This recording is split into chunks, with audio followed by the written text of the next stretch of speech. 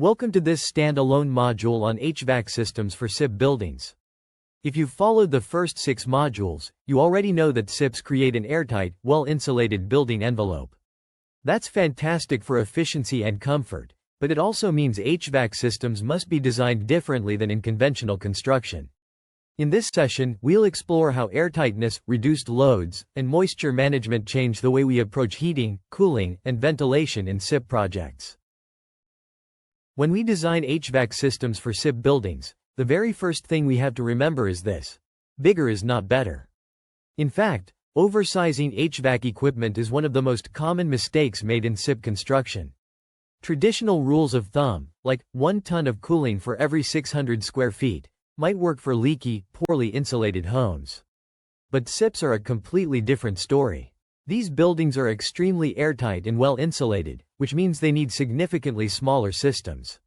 If you oversize the equipment, you'll get short cycling, which is when the system turns on and off too quickly. That wastes energy, increases noise, and most importantly, it doesn't properly remove humidity. The result is uncomfortable indoor conditions, too dry in the winter, too damp in the summer, and equipment that wears out long before its time. That's why accurate load calculations are so critical in SIP projects. Instead of guessing or using shortcuts, HVAC designers must model the actual performance of the SIP envelope. Unlike traditional framing, SIPs don't have lots of lumber breaking up the insulation, so there's very little thermal bridging. They also have consistent insulation built in at the factory, so you don't get the gaps and voids that often happen with fiberglass batts or blown insulation. If those details aren't captured in the calculations, the system will be oversized, and the benefits of SIPs will be wasted. The right way to do this is through energy modeling.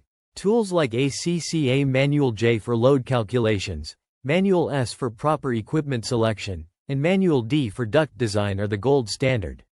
These calculations are often run with software like REM, Design, or Ecotrope. It's also smart to bring in an independent HRVs rater or energy consultant.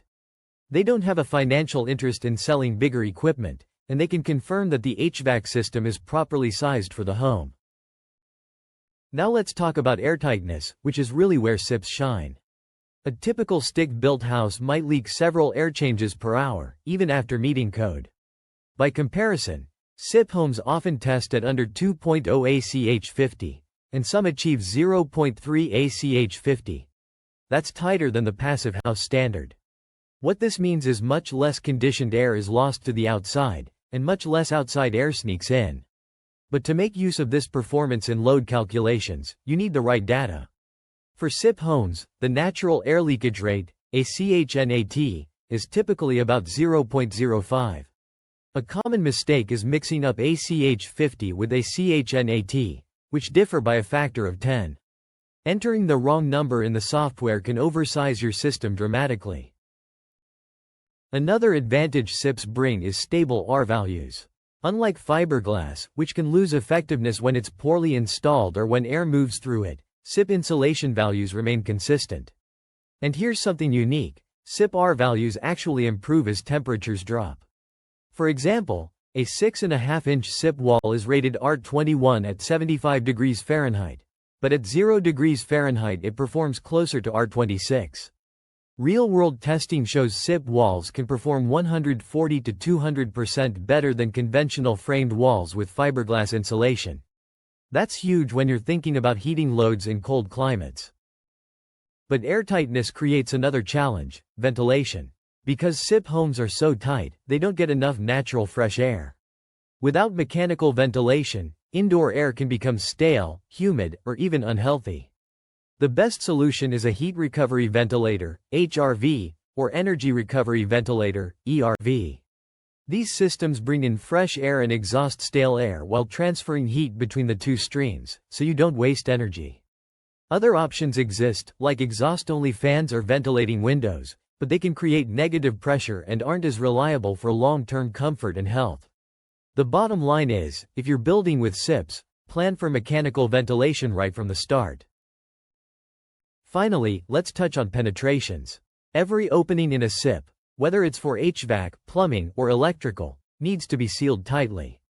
SIP joints and chases must be foamed or taped correctly to maintain airtightness. If you skip this step, you lose one of the biggest advantages of SIPs: their ability to control air movement and save energy. So here's the big takeaway. SIP buildings demand a different approach to HVAC design. Systems must be smaller, carefully sized, and paired with proper ventilation.